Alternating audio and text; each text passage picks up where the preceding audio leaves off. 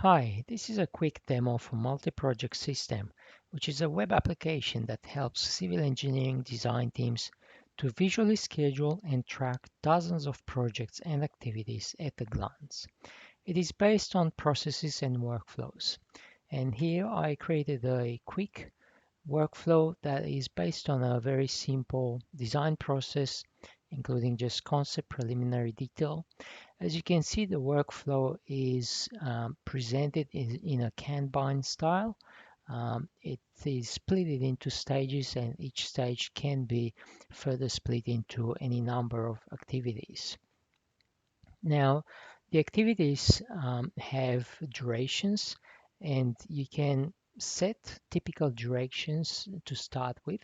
You can see in here, and that will basically create a template for project scheduling.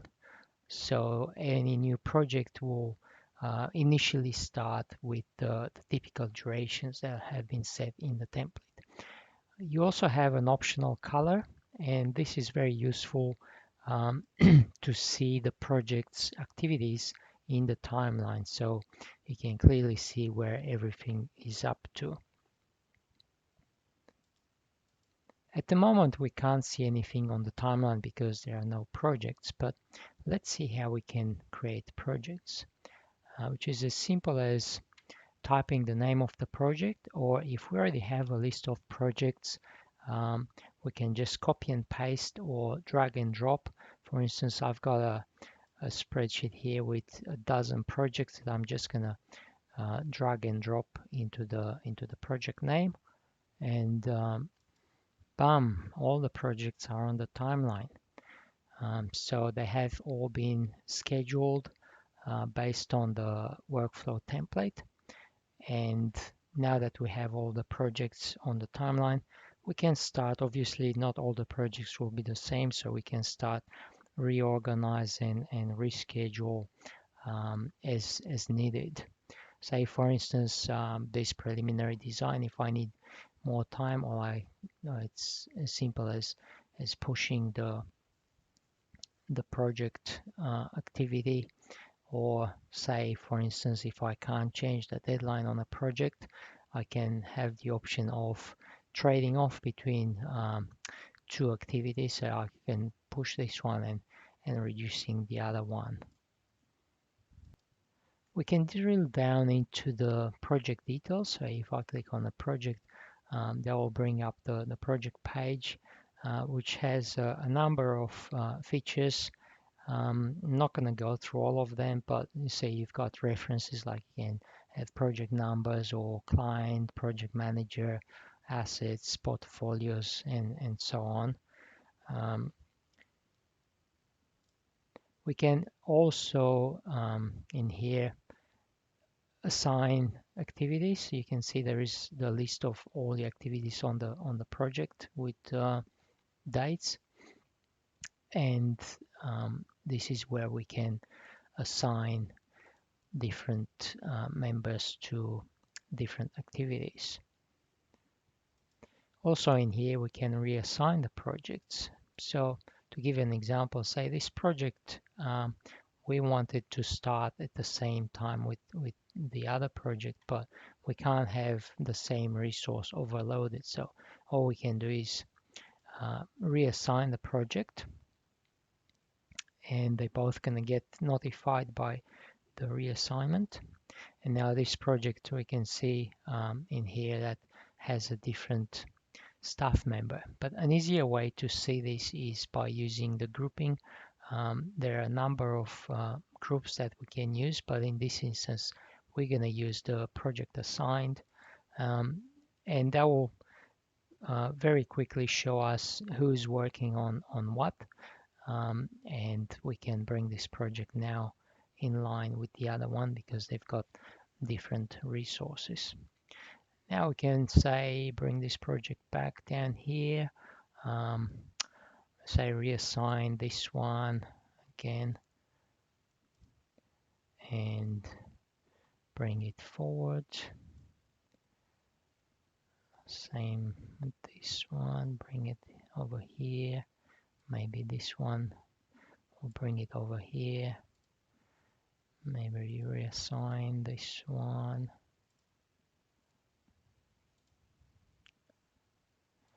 So as you can see, maybe here. This is a really quick and easy way of scheduling and overseeing a really large number of projects simultaneously.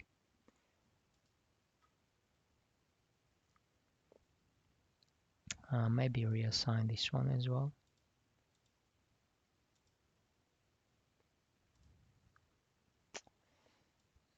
Okay.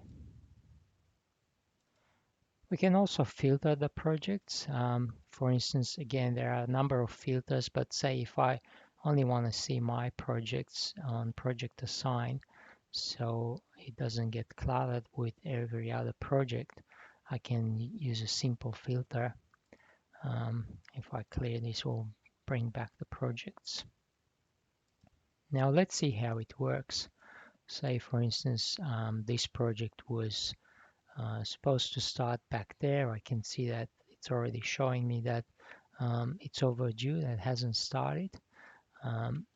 But all I have to do is click on the start button and the project will now be in progress. Once the project is in progress, I can see now the progress bars have been calculated. It shows me the overall workflow progress as well as the current activity progress. We also have color tags where we can categorize the projects even further. If what we have here is insufficient, we can customize these tags. For instance, let's say I'm just going to say that this project is important. To progress the project to the next activity, I'm going to assign the next activity to another staff. And once that's done, now I can simply put the project into the next activity. It tells me that it's ahead of time by 2 days. That's because the due date of the activity was different from the day when the change happened. And this is good because that's how we track all the date changes and all the variations to the project. So I'll have to give a reason here, but this is fortunately is earlier, so it's not a big deal. It's actually pretty good, and I'm going to notify everyone. Now we can see that what's on the left on the today's date is basically the past, the history. This activity is now in the past. It can't be changed anymore, and this is basically how we track the history on all the projects. You will show in here all the activities, all the holds, everything that happened in the projects for the duration of the project. Now let's make a few more changes to this project. Let's say that I need a bit more time for the review, so I'm going to push this further, which is going to trigger a notification telling me that that activity is going to be delayed by 5 days. Say I'm just going to say need more time.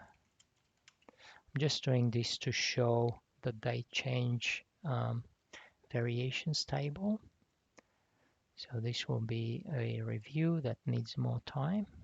I'm going to notify it, and for the argument's sake, let's say the preliminary design will require more time as well.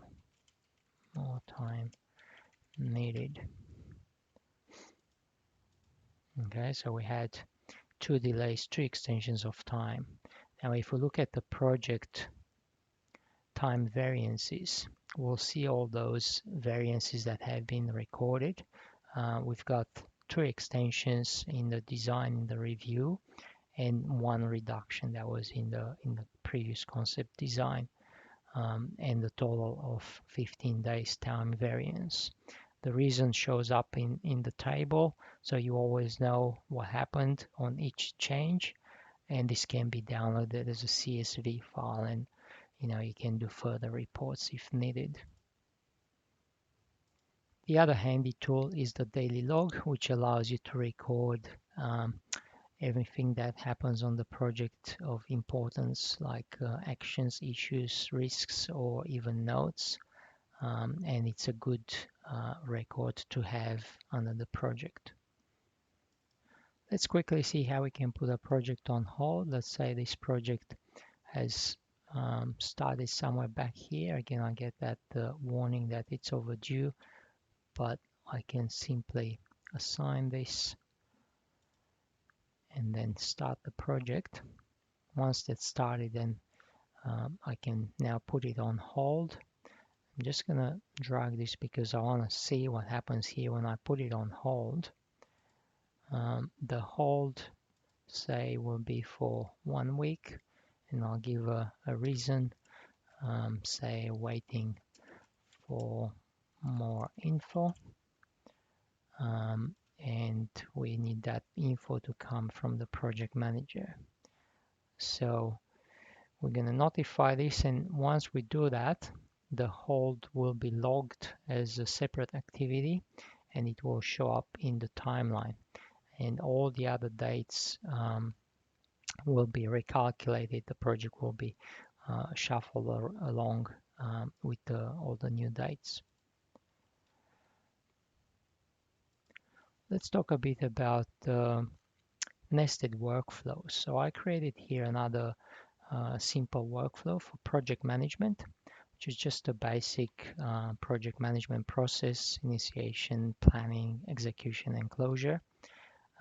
So what we want to do is basically nest this design workflow into the design activity that is within the project management workflow.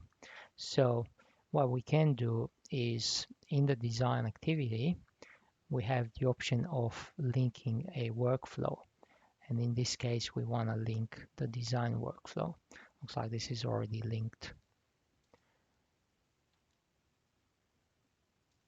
Now, when we create a new project, let's say we create a new project in here called Project 20. This project will be created based on the template from the project management workflow, and it will show me the design activity now with the option of adding a workflow link. So if I assign this to maybe the other one, okay, I can link it to the design, and once I do that, what's going to happen, a new project will be created in the design workflow, and that project will be linked to this activity, and it will take over the dates, and it will be synchronized. You'll see in a moment. Okay, so that should have created the project, and fair enough, I can see here project 20 starting on the 1st of December, which is the same with this one. Now, this project in design workflow obviously follows the template that was in the design workflow.